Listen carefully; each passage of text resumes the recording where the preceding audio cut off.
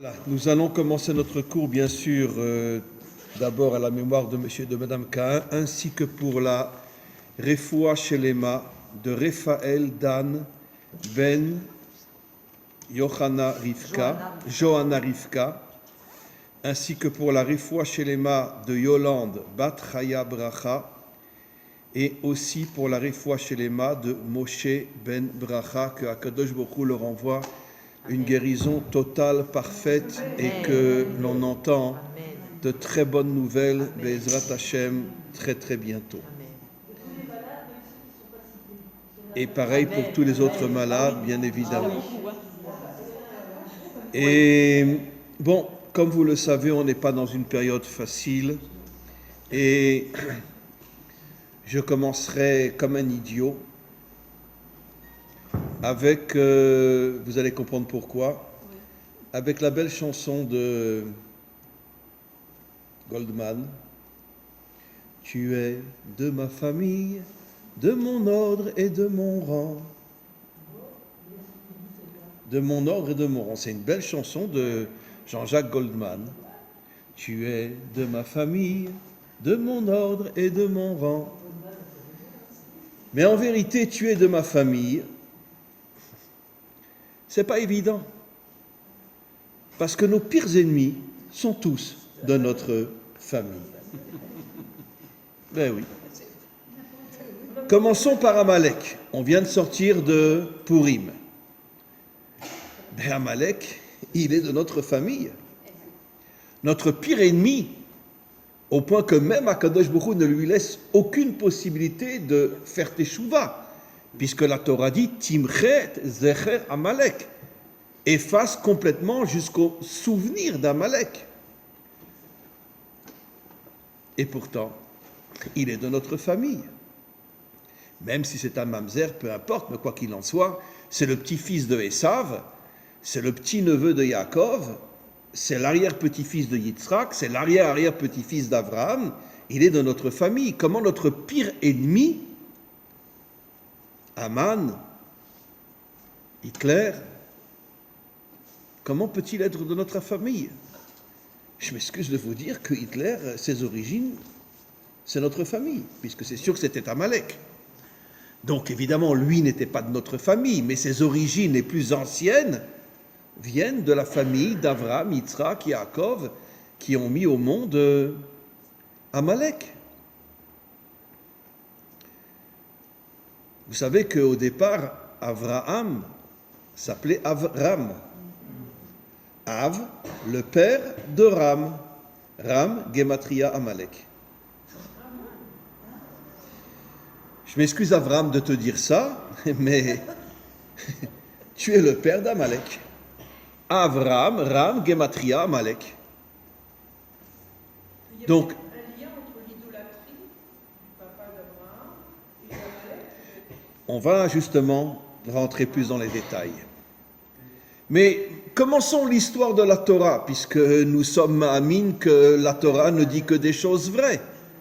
Les premiers pires ennemis au monde sur terre étaient Caïn et Avel, deux frères. Deux frères qui se sont entretués. C'est vrai que Avel, on le sait, selon notre tradition, était un grand provocateur. C'était pas un petit saint avec des ailes. Il insultait souvent son frère, jusqu'au jour où son frère en a eu marre et il l'a tué. Et les deux avaient une certaine part de responsabilité, mais c'était quand même deux frères, les enfants d'Adam et Ève, d'Adam et Chava. Et puis, Yosef et Yehuda. Comment Yehuda a pu prendre son frère et le vendre comme esclave? Comment c'est possible? Comment c'est possible?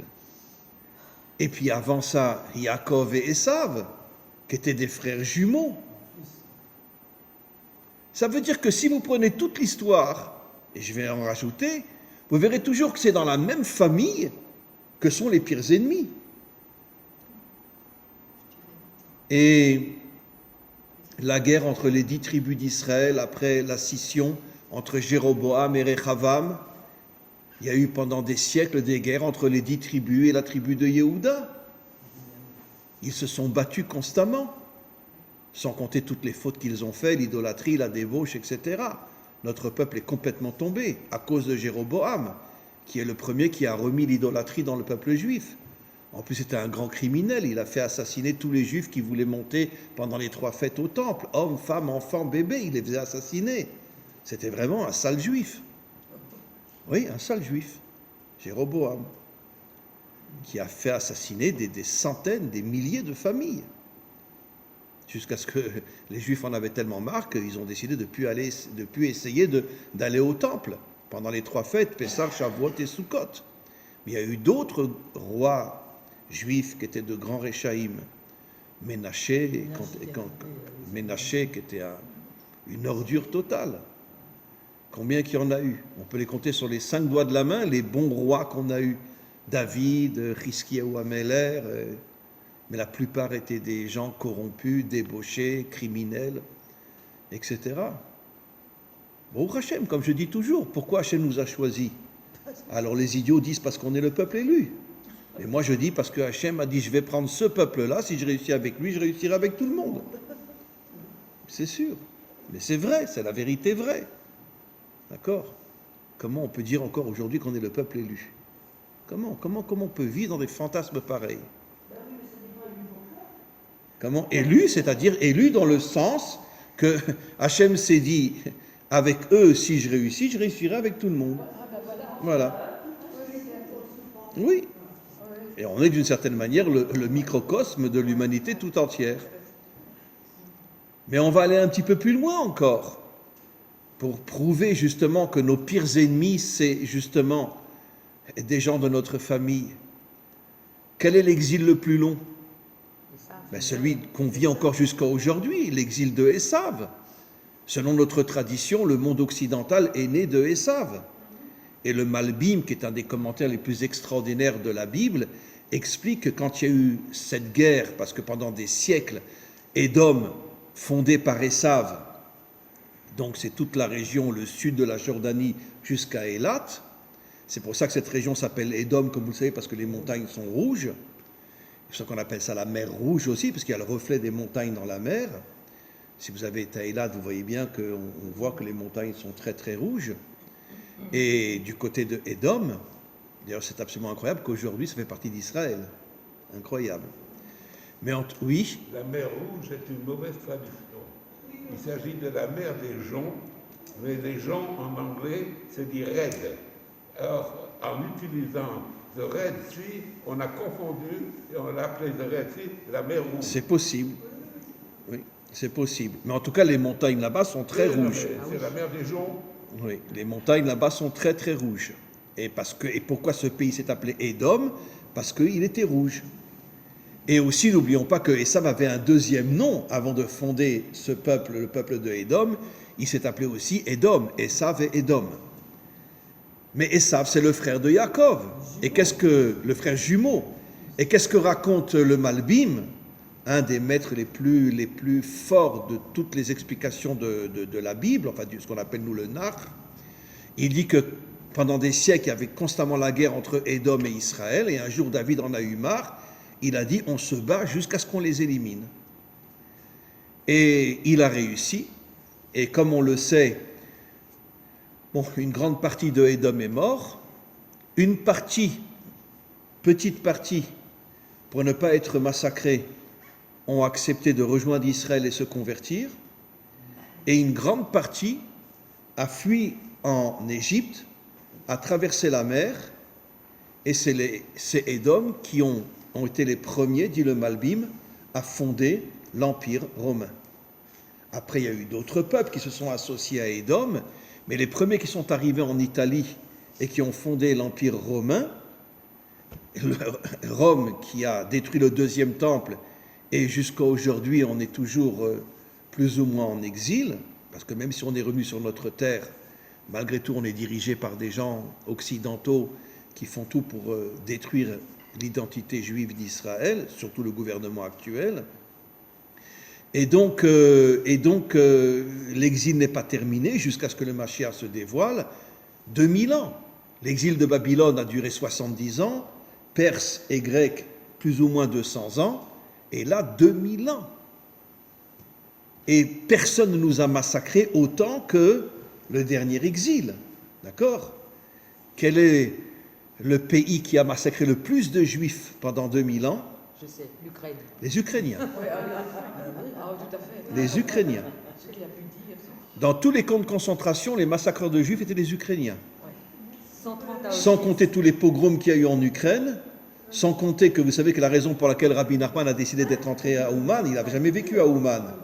Et parce que les Ukrainiens ont pris toute la communauté juive de Ouman, ils étaient un peu plus de 30 000, hommes, femmes, enfants, nourrissons, ils les ont tous décapités. Pas tués, décapités. Et donc c'est pour ça que Rabbi Nachman a décidé d'être enterré à cet endroit-là. Et Babillard, en une journée, ils ont tué aussi pratiquement 50 000 juifs. Hommes, femmes, enfants, nourrissons, en une journée. Et c'était en Ukraine. Eh ben, ils vont- Sobibor, 250 000 juifs ont été exterminés, il n'y avait que 25 et des centaines d'auxiliaires ukrainiens. C'était que des Ukrainiens, mais dans les camps de concentration, les massacreurs de juifs étaient des Ukrainiens. ben, moi, ils vont plus partir à Ouman Comment comme ils partaient. Ben, j'espère qu'ils Moi aussi, vont, j'espère. qu'ils vont Qu'ils font comprendre vivre des que... centaines de familles. À la tête de l'Ukraine, il y a un juif. Comment? C'est pas un vrai juif. C'est pas un vrai juif. Bien sûr. Mais c'est Zelensky. Écoutez, j'ai déjà expliqué, madame, que le pays, le peuple le plus infiltré Absolument. par des identités que l'on fait croire qu'ils sont juifs mais qu'ils ne le sont pas, c'est le peuple juif. Rachid nous l'explique depuis la sortie d'Égypte, où Pharaon a infiltré des centaines d'espions à lui afin de pouvoir détruire Israël de l'intérieur. D'accord? Celui qui croit que Lieberman est un juif, excusez-moi, d'accord? C'est un agent du KGB qui n'est là que pour détruire Israël. Et il fait tout pour. Et donc, même s'il a un nom juif, Mais oui. il y en a constamment. Et Soros est un juif, il a collaboré avec les nazis, il a livré des milliers de juifs pendant la Shoah aux Allemands, et aujourd'hui tout le monde croit que c'est un juif. Non mais attendez, comment? Ils s'en cachent pas aujourd'hui. Non, non, mais c'est pas un juif, c'est un infiltré qui est là pour salir le peuple juif de l'intérieur, parce que moi je comprends, les gens des nations, quand ils voient une ordure comme lui, ils disent mais c'est quoi ces sales youpins? L'antisémitisme, il vient d'où l'antisémitisme? De tous les infiltrés dans notre peuple qui ont tout fait de l'intérieur pour salir Israël. Et je n'ai aucun reproche à faire aux nations. Je comprends que quand ils voient un sale juif pareil, ils disent mais c'est quoi ces juifs-là? Mais eux ne savent pas que c'est pas un juif. Eux ne le savent pas. Rachid nous le dit déjà depuis des millénaires que le peuple juif est dans chaque génération infiltré par des gens à qui on crée une identité juive, à qui on donne énormément d'argent pour qu'ils puissent monter, et puis après faire des saletés aux yeux des nations, et que les nations vont dire regardez. Ouais, écoutez, on ne peut pas ne pas dire que c'est des juifs, c'est des sales juifs, quand on voit des gens pareils. Mais ce qu'eux ne savent pas, c'est que ce n'est pas des juifs. Bon, revenons maintenant à cette histoire de Esav. D'accord? Les Babyloniens ne nous ont pas massacrés. Les Perses, ça a failli avec Assuérus et Aman, mais ça n'a pas marché. Les Grecs, c'est vrai, il y a eu la guerre de Hanouka, etc. Mais bon, c'était plus des guerres que des massacres gratuits. Mais des gens qui nous ont massacrés gratuitement, sans aucune raison, pendant des millénaires, ce sont au départ les Romains, et puis après, le monde occidental.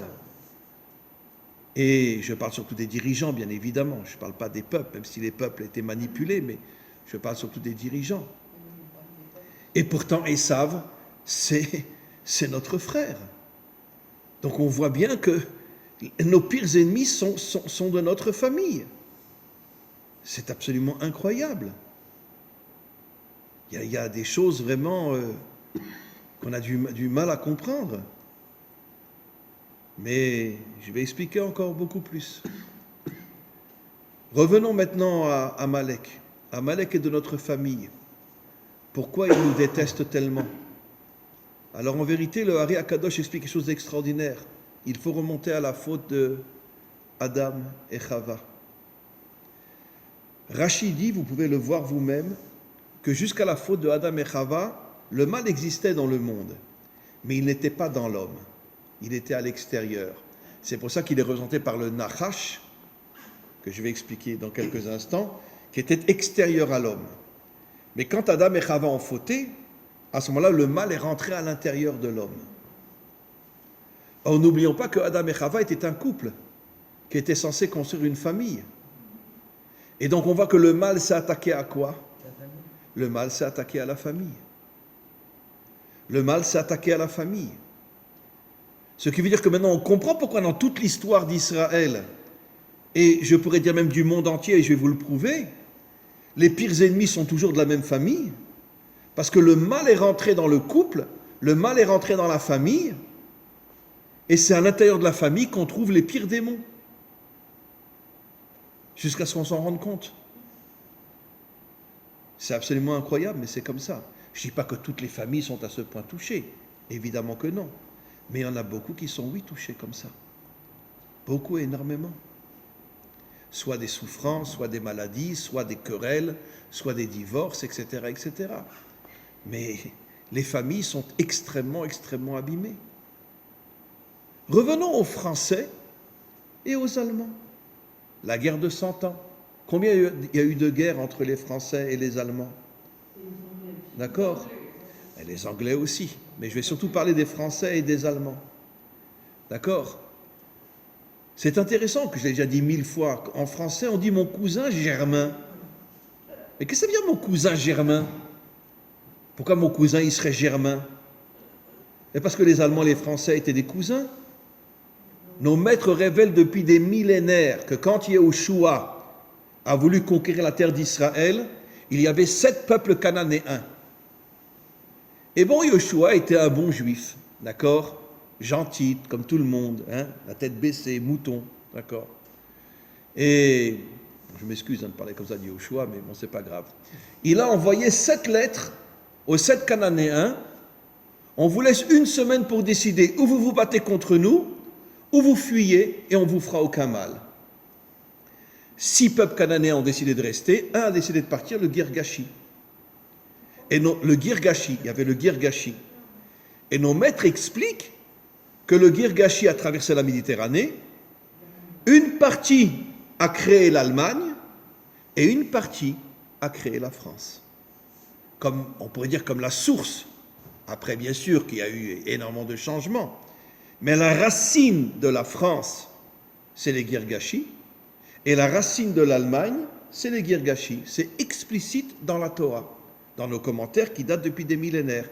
Entre autres, vous le voyez aussi à la fin du prophète Ovadia, je ne sais plus quel commentaire le dit, que les Allemands et les Français ont été créés par le même peuple qui sont les Girgashi. Donc maintenant, vous comprenez pourquoi les Français disent mon cousin Germain? Mais en vérité, il y a toujours eu la guerre entre les Français et les Allemands. Ils étaient de la même famille. C'est absolument incroyable. Comment c'est possible une chose pareille? Donc on se rend compte que qu'est-ce qu'il a fait en vérité le Nachash? Qu'est-ce qu'il a fait? Il a fait rentrer le mal à l'intérieur de la famille. Pour que les pires ennemis soient la famille. Je vais vous poser une question. Allons un peu plus loin. Noach s'est sauvé du déluge. Il avait 3 fils. D'accord? Ham, le monde africain. Shem, le monde, le Proche-Orient. Et Yafet, le monde occidental. Yafet, le premier peuple qui est sorti de lui, ce sont les Grecs. Le monde occidental. Mais il y a une question énorme qui se pose. Et les Asiatiques? Où ils sont? C'est une question que beaucoup de nos maîtres posent. Ham ne peut pas être un Asiatique. Shem ne peut pas être un Asiatique. Yafet ne peut pas être un Asiatique. Donc les jaunes, d'où ils viennent? Eh bien, certains de nos maîtres ont le courage de dire que le déluge n'était pas sur toute la terre. Il n'a touché que l'Afrique, le monde occidental et le Proche-Orient. Et les Asiatiques n'ont rien eu. Mais attendez, c'est pas fini. C'est pas fini du tout.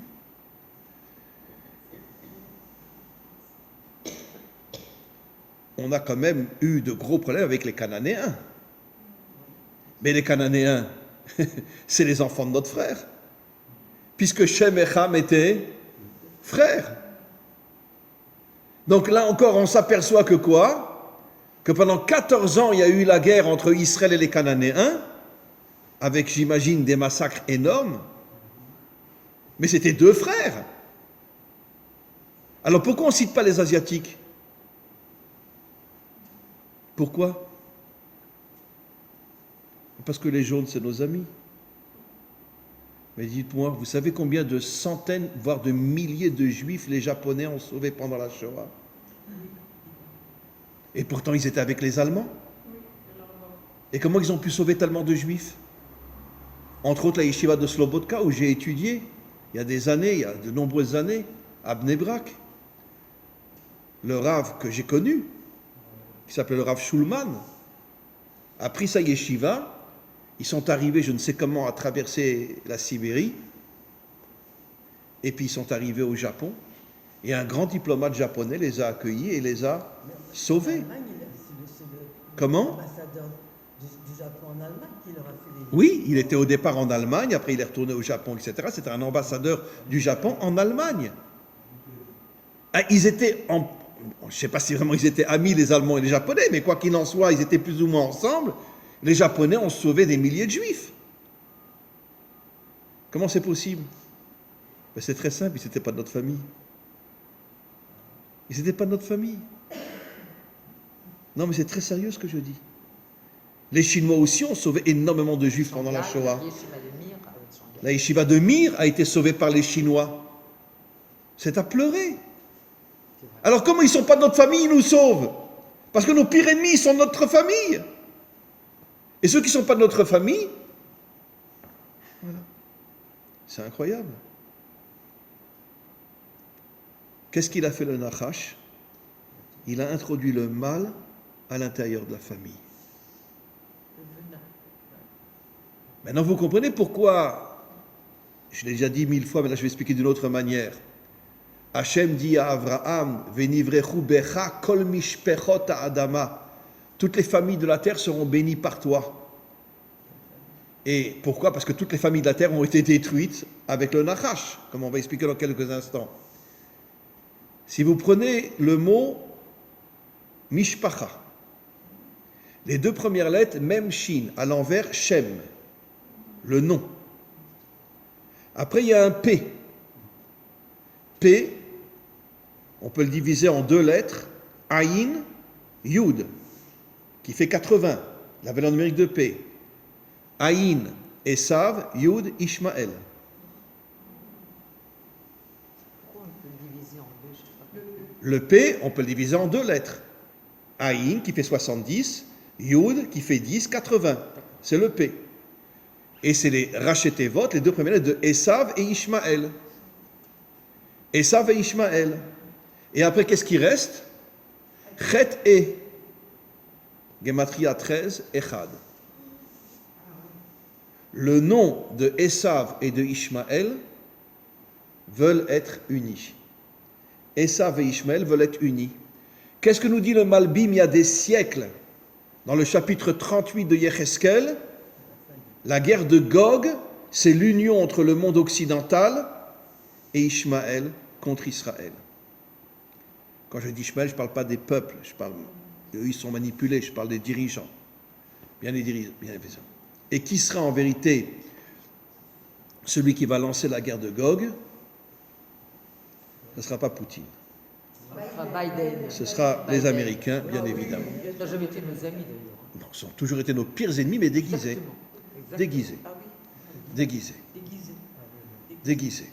D'ailleurs, ils sont en train de signer avec la Perse, vite, vite, vite. Mais évidemment, mais c'est pour ça que les Américains ont lancé le conflit entre les Ukrainiens et les Russes, pour avoir la tranquillité de pouvoir continuer à faire des accords secrets avec les Iraniens. Là, ça marche, hein? Voilà, mais évidemment que ça Ça marche. très bien. Et le titre du Jérusalem Post de vendredi, le gros titre du Jérusalem Post Oui. de vendredi, l'Iran se rapproche de la bombe atomique et Israël se tait. Mais bien sûr. Exactement. Bon, moi je vais dire vraiment une sale bêtise, d'accord? mais je suis persuadé que le gouvernement actuel fait tout pour détruire l'État d'Israël. Je n'en ai aucun doute. Ce sont tous des corrompus, d'accord, des juifs déguisés qui font tout pour détruire l'État d'Israël. J'ai vu qu'à Voilà. Vienne, les Iraniens étaient très très surpris qu'il n'y ait pas de journaliste israélien, il n'y en avait qu'un seul. Non, il y a un seul, la chaîne 14. À Vienne. Il y a un seul journaliste à Vienne de la chaîne 14, qui est une chaîne plutôt à droite. Oui, oui. Il n'y a aucun média israélien. Il y a de très nombreux journalistes iraniens. Mais je sais bien. Oh là là. Je sais bien. Non, on est dans une situation très grave. Je n'ai absolument aucun doute que nous sommes dans le processus de la guerre de Gog. Et en vérité, ce sont les Américains qui ont soulevé, qui ont créé cette guerre entre les Russes et les Américains, dans le but de pouvoir armer les Iraniens et de pouvoir s'allier à eux pour pouvoir attaquer Israël. Maintenant, regardez, je ne vous mens pas, au tout début de ce qu'on appelle le traité Avodah Zarah, le traité qui parle de l'idolâtrie, dans les 2 premières pages de ce traité, il est dit clairement que ceux qui attaqueront Israël au moment de la guerre de Gog, c'est l'Occident et les Perses. Les Perses, à l'époque, il n'y avait pas d'Iraniens, c'était les Perses. Donc, comment le Talmud, il y a 2000 ans, a eu ce roi HaKodesh, a eu cette vision que ce ne sera pas tous les Arabes qui vont attaquer Israël. Ce sera les Iraniens et les Occidentaux. Les Occidentaux, bien sûr, les Américains. Je ne parle pas des peuples. Quand je parle, je ne parle jamais des peuples, je parle des dirigeants, bien évidemment. Comment ? Vous dites toujours les Américains, mais mettez un peu l'Europe. Non, eux aussi se joindront. D'accord, voilà. Comment ? L'Amérique, elle aide Israël pour les armes. Bidon, c'est du bidon, ça, du bidon. Bien sûr. Mais si c'est du bidon. Je vais vous répondre à votre question. C'est pour mieux. La meilleure manière de pouvoir convaincre quelqu'un qu'on veut son bien, c'est de lui faire du bien, tout en manigançant d'une manière qui est cachée. Bon, Hachem, je parle mon français, merci Hachem. Et donc, voilà. Comprenez ? Et donc, c'est ça la vitrine du monde occidental. On donne l'impression qu'on fait du bien, comme ça tu nous laisses tranquilles, et puis derrière, on manigance tous les secrets, etc. Oui. On a eu des leaders qui savaient dire non aux Américains. Quand Ben Gurion a décidé la création de l'État d'Israël, le département d'État était contre. Quand Begin a bombardé aux Irak, en Irak, les Américains étaient contre. Donc on a eu des leaders qui savaient dire non. Alors sachez, cher ami, vous le savez aussi bien que moi, les premiers qui ont signé le retour d'Israël sur sa terre étaient les Russes. Les derniers qui ont signé étaient les Américains. Les Américains. Les derniers qui ont accepté de signer étaient les Américains. Les premiers qui ont signé étaient les Russes. D'accord. Et je vous dis, encore une fois, et je sais de quoi je parle, le seul pays au monde aujourd'hui où il n'y a pas d'antisémitisme, c'est la Russie. Le grand rabbin de la Russie est l'ami intime de Poutine. Voilà. Je ne dis pas que Poutine est un homme extraordinaire, ne me prenez pas... Mais c'est sûr que lui aussi, il a ses problèmes. Mais quoi qu'il en soit, l'un des plus grands amis de Poutine est le grand rabbin de la Russie. Comment ? Le seul russe qui est permis à Israël de bombarder en Syrie. Mais évidemment. C'est lui qui a fait traduire. Mais évidemment. Comment vous comprenez que jusqu'à aujourd'hui, il nous laisse bombarder les Iraniens qui sont en Syrie ? Comment c'est possible ? Donc ça veut dire que c'est un personnage complexe, c'est sûr, difficile à comprendre, surtout ce qui se passe en Ukraine maintenant. Il y a quand même beaucoup de civils, même d'enfants qui meurent. Mais d'un autre côté, je veux dire, il est très proche d'Israël. Ils ont brûlé vifs des Russes, des soldats russes. Comment ? Ils ont brûlé vifs des soldats Oui, russes. je sais bien. Voilà. On va continuer. Donc, première partie de ce cours, on vient de démontrer que finalement, dans ce monde, les pires ennemis sont généralement, que ce soit chez les nations ou même chez nous, les Allemands, les Français, etc., les cousins germains, généralement des gens qui sont de la même famille. Le déluge n'a pas eu lieu sur toute la terre. Les Asiatiques ont complètement été épargnés du déluge. Le déluge n'a touché que la terre de Ham, de Japhet et de Shem. Mais dans toute l'Asie, il n'y avait pas de problème. Bien sûr, ben oui, parce que bien sûr qu'il y a eu l'Asie. Bien sûr qu'il y a eu l'Asie. Bien sûr. Et n'oublions pas que L'Asie a commencé, en vérité, à partir de le troisième enfant de Chet. Chet, il y a eu à ce moment-là énormément d'enfants qui ont été mis au monde. Certains sont partis en Asie. D'ailleurs, n'oublions pas que tous les enfants que Avram a eus avec Torah, avec Agar, il les a envoyés Be'eretz Kedem, il les a envoyés en Asie. Ça veut dire que d'une certaine manière, la Torah nous dit clairement que l'origine de l'Asie, c'est les enfants d'Abraham. D'ailleurs,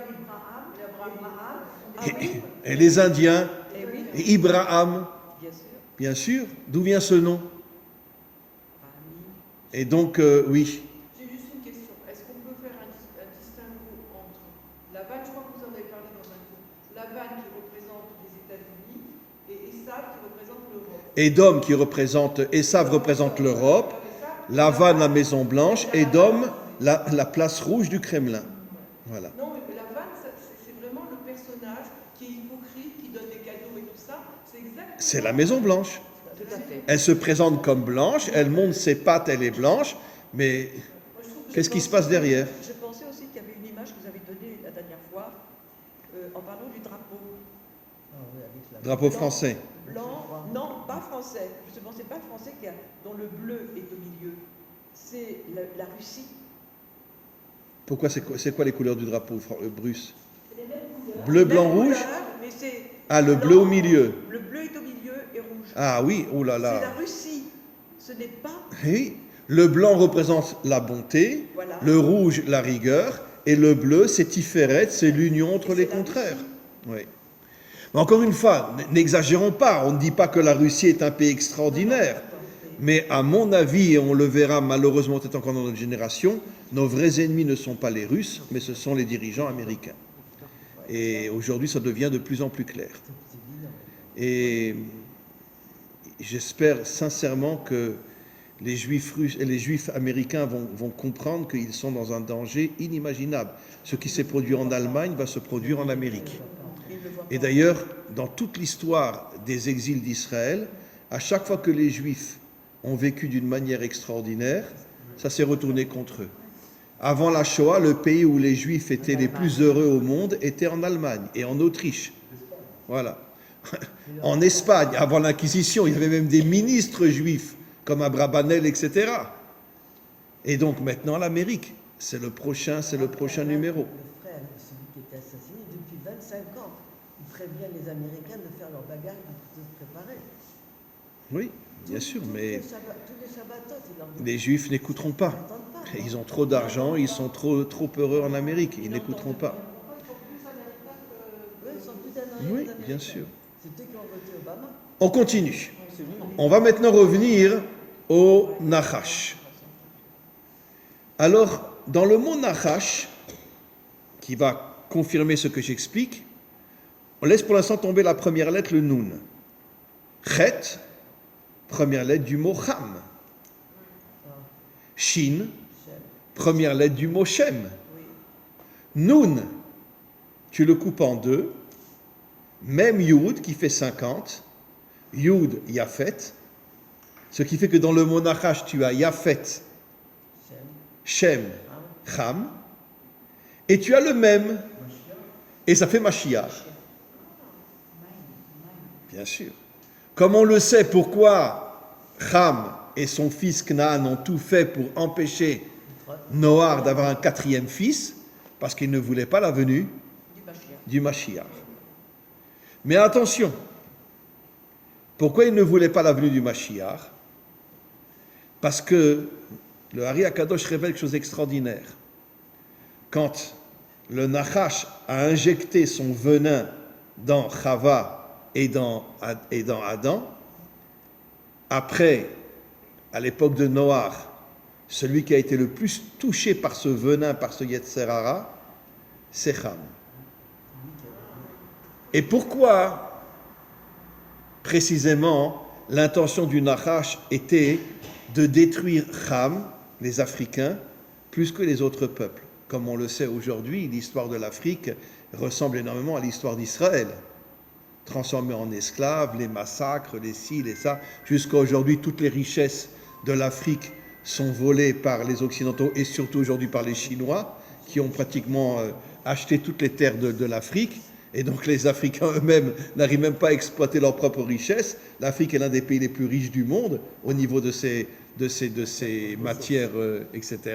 Et ce sont les Occidentaux pendant des siècles, et maintenant surtout les Chinois, qui s'accaparent tout.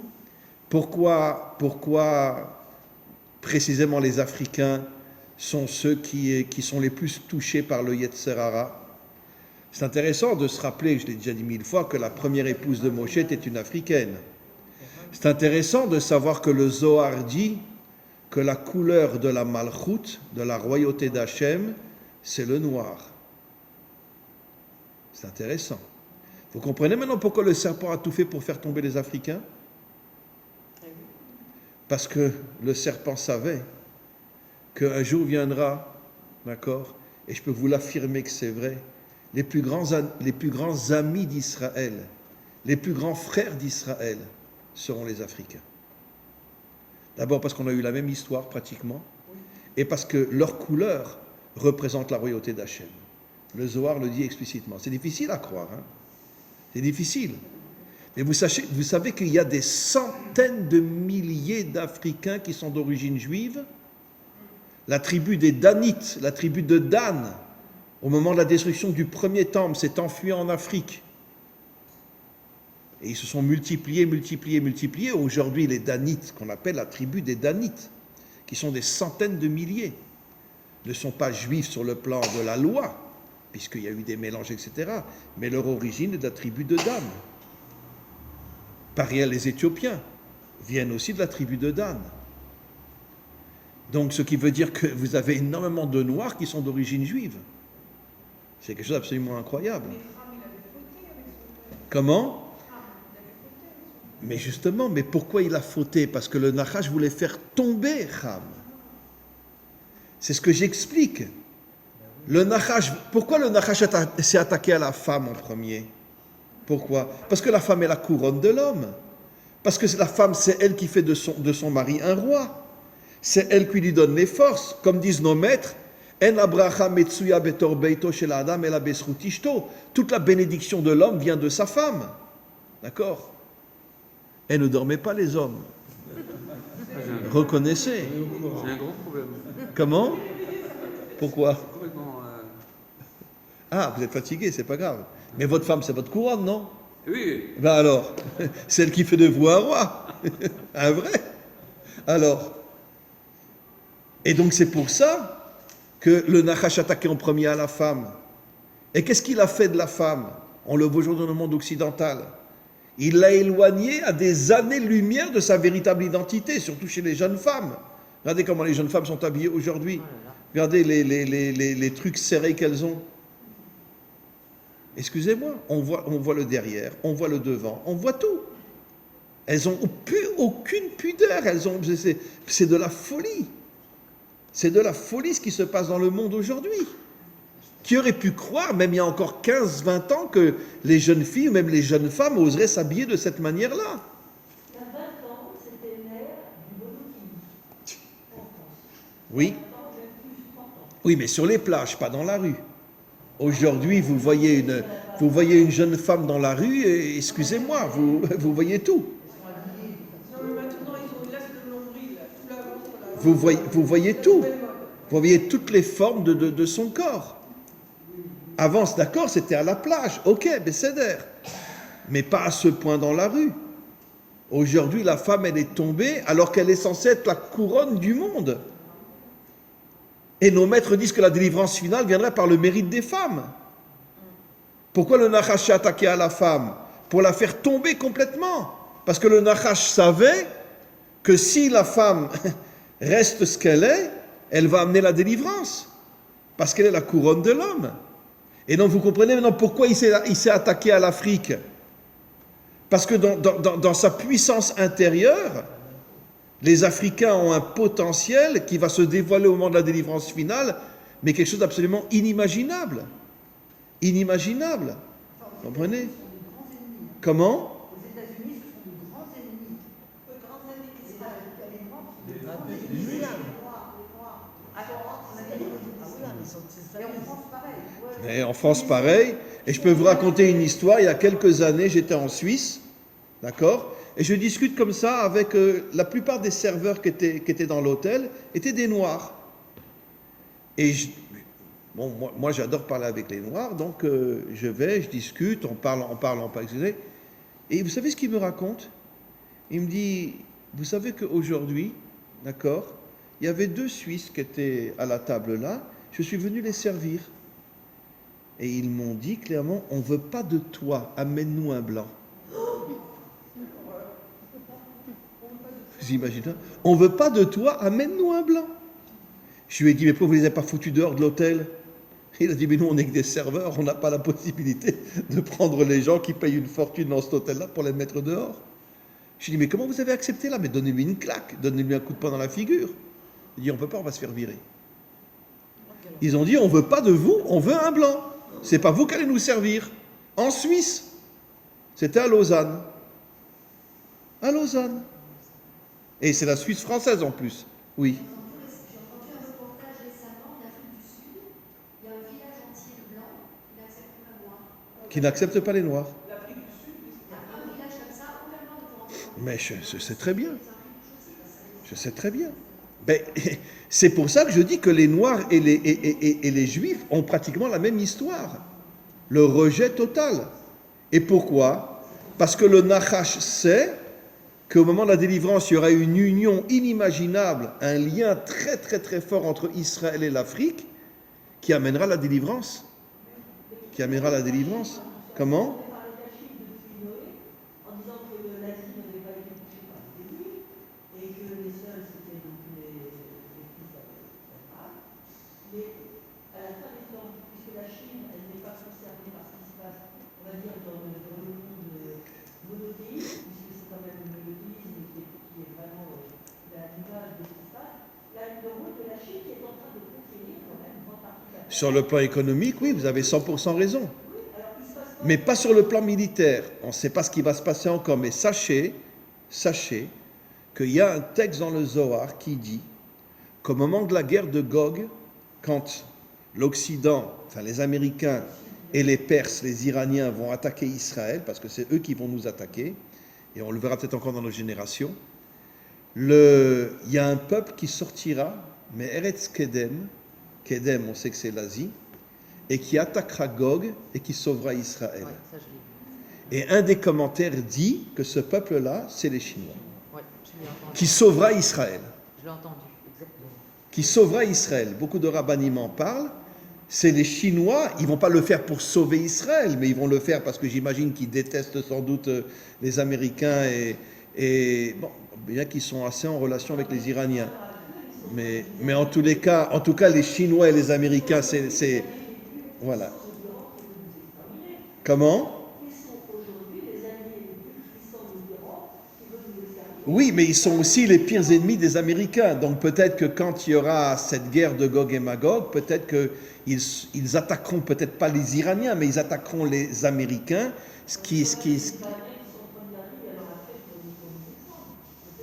Oui. Vous savez, c'est très complexe. Comme je dis toujours, vous savez, comme je dis toujours, Madame Meira, comme je dis toujours, on ne peut comprendre que l'ombre de ce que fait Hachem dans ce monde. Et ça nous dépasse complètement. Voilà. On va continuer encore un petit peu. Donc on a commencé à comprendre que finalement, tout le projet du Nachash qui compte, alors maintenant le Noun, c'est Mem Yud qui fait Mashiach. Et c'est quoi Mashiach en vérité? Ben, c'est l'union au moment de la délivrance entre Shem, Yafet et Ham. Ça veut dire que ces trois nations vont se réunir à nouveau. C'est ça Mashiach qui va réussir à réunir les Africains, les Occidentaux et le Proche-Orient. Le Proche-Orient qui est composé de Juifs et de musulmans. Il y aura à nouveau la paix. Et pourquoi précisément eux? Et pourquoi on ne parle pas des Asiatiques? Parce que nous, on est de la même famille.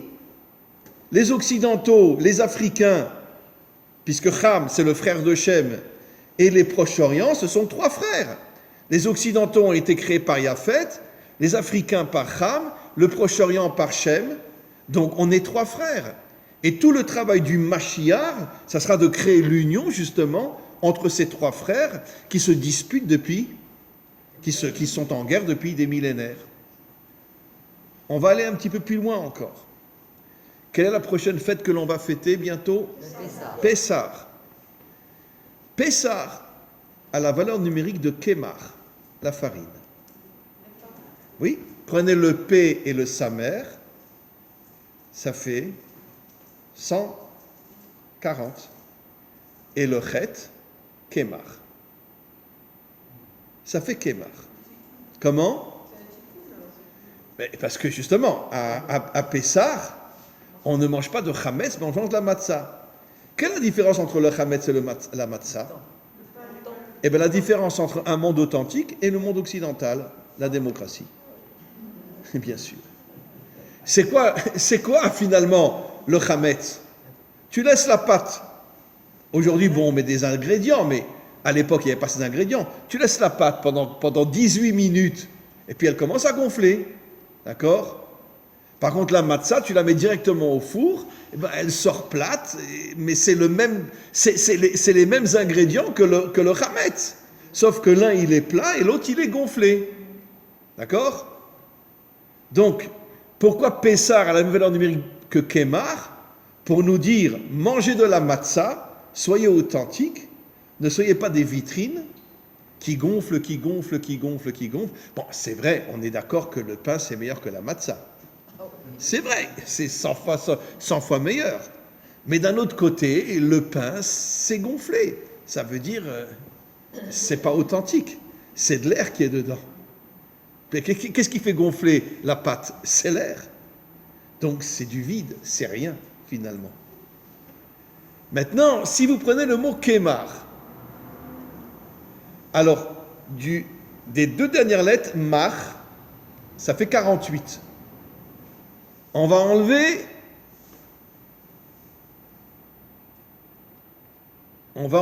le guimel, d'accord? Il va rester 45. 45 a pour valeur numérique Adam. Le guimel, tu vas le rajouter au kouf, d'accord? Kouf guimel. Kouf guimel, le kouf, tu vas le diviser en 2, comme je l'ai fait depuis le début du cours. Pour arriver à la valeur numérique de 100, tu divises en 2, tzadik, yud. Tzadik 90, yud 10. 90 et 10, ça fait 100. Très bien. Donc c'est kouf. Donc ça fait tzadik, yud, gimel. Qui est le personnage dans la Torah qui est appelé tzadik? Yosef. Quelle est la première lettre de Yehuda? Yud. La paix entre Yehuda et Yosef. Gimel, 3, Avram, Yitzhak, Yaakov et Adam. Sortez vos mouchoirs, pleurez. Dans le mot Pessah se cache l'unité dans le monde entier. Puisque Adam a mis au monde l'humanité tout entière, et les premières lettres, Tzadik, Yud, Gimel, Yosef, qui fera la paix avec Yehuda, c'est-à-dire, dans un langage plus français, la paix entre le monde d'en haut et le monde d'en bas, puisque Yosef représente le Tzadik, le juste, Yehuda, c'est la royauté, c'est le monde d'en bas, et les 3 pères. Les 3 pères, Avram, Yitzhak, Yaakov, Gimel, 3, valeur numérique 3, à côté de Adam. Je l'ai déjà dit des milliers de fois. Pourquoi les 3 pères ont décidé de s'enterrer à Hebron? Parce qu'ils savaient que là-bas, Adam et Ève étaient enterrés. Et ils ont eu cette vision qu'un jour viendra où l'humanité tout entière sera une. Et c'est pour ça qu'ils ont voulu être enterrés à Hebron, et on le sait, Adam et Ève sont enterrés à Hebron. Pourquoi Adam et Ève sont enterrés à Hebron? Pourquoi? Parce que qu'est-ce que c'est le mot Hebron? Chibour, entre le Vav et le Nun. Hebron. Le Vav représente les 6 qualités, la bonté, la rigueur, l'union des contraires, la victoire, la reconnaissance, et la stabilité. Bon, on peut donner d'autres noms. Et le Noun représente quoi? Le Noun représente les 50 forces de la délivrance. Ce qui veut dire que Chevron, c'est l'union entre l'homme qui va retrouver ses 6 qualités fondamentales et ça amènera la délivrance. Et c'est pour ça que Adam et Ève, qui étaient de grands prophètes, ont décidé de s'enterrer à Chevron pour donner l'allusion au fait qu'un jour, le monde sera uni. Et c'est pour ça que les 3 pères et leurs femmes se sont enterrés aussi à Chevron. Et vous savez que nos maîtres nous disent que Chevron est la source de Yerushalayim. Ça veut dire qu'en vérité, comme une maison qui repose sur des fondations, Chevron, c'est les fondations de Jérusalem. Comme si Jérusalem reposait sur Chevron, comme une maison qui repose sur ses fondations. Donc on voit que le mot Pessar fait allusion à la délivrance finale, puisque Pessar fait allusion à l'union entre Yosef, le monde d'en haut, Yehuda, le monde d'en bas, les 3 pères et Adam, toute l'humanité. Dans le mot Pessar, oui. Comment?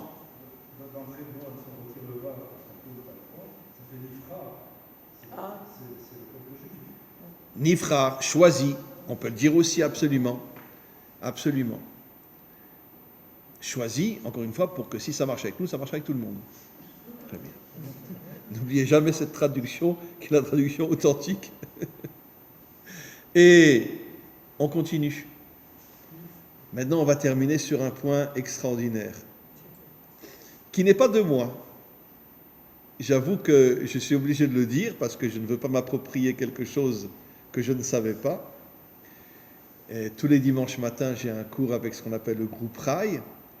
Et dans le groupe Raï, il y a des juifs et des Bnei Adam, des non-juifs, Bnei Adam. Et il y en a une qui s'appelle Agnès, qui est une Marseillaise. Elle m'a révélé quelque chose d'absolument incroyable. Incroyable. J'étais bouche bée. Elle connaît la Torah, mais alors inimaginable. Hein. Elle n'est pas convertie ni rien, mais elle étudie la Torah, elle connaît la Torah. J'ose presque dire des fois plus qu'encore que les rabbinites. Comment? Elle est impressionnante. Elle est impressionnante, oui, parce que vous êtes aussi dans le groupe Raï, donc elle est impressionnante. Elle me sort, mais Rav, mais est-ce que vous savez que le jour de Purim, c'est le jour de la circoncision de Moshe?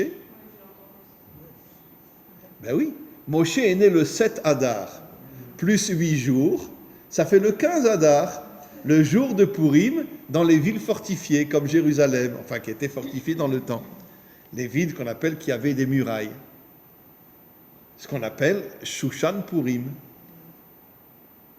Donc Moshe a été circoncis des millénaires avant que l'on fête Purim à Jérusalem.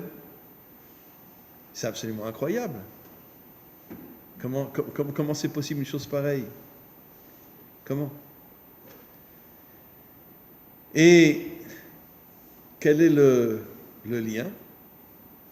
Parce qu'évidemment, la fête de Purim, c'est ponctuellement, comme d'ailleurs quelqu'un d'autre me l'a sorti aussi, Marc Ben Dayan, lui qui est juif, il m'a dit, mais Rav, je ne comprends pas pourquoi on se réjouit tellement à Purim. Amalek n'a pas disparu. On a quand même eu des pogroms, des massacres, la Shoah, etc. Pourquoi on se réjouit tellement? Et je lui ai dit, vous avez parfaitement raison, Marc. Vous avez parfaitement raison, c'était hier matin. Je lui ai dit, mais il faut comprendre que nos maîtres nous disent que la fête de Purim est une allusion à la délivrance finale. C'est pour ça que nos maîtres nous disent que la fête de Purim restera pour l'éternité. Parce qu'elle fait allusion à la délivrance finale.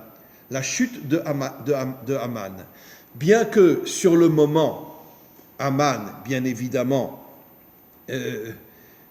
n'a pas disparu, Amalek n'a pas disparu, mais ça fait allusion au fait qu'un jour, au moment de la délivrance finale, Amalek disparaîtra complètement. Et donc maintenant, on comprend pourquoi la circoncision de Moshe, qui est l'alliance avec Dieu, a eu lieu justement à la fête de Shushan Purim, puisque qu'est-ce que nos maîtres nous disent? Goël Rishon ou Goël Acharon. Le premier libérateur sera le dernier libérateur. Nos maîtres nous expliquent que Moshe Rabbeinu va se réincarner dans le Mashiach, et la force principale du Mashiach sera l'âme de Moshe qui est en lui. La Neshama de Moshe qui correspond à l'attribut qu'on appelle la Bina, des forces qui sont complètement surnaturelles. Mais on va aller encore un peu plus loin.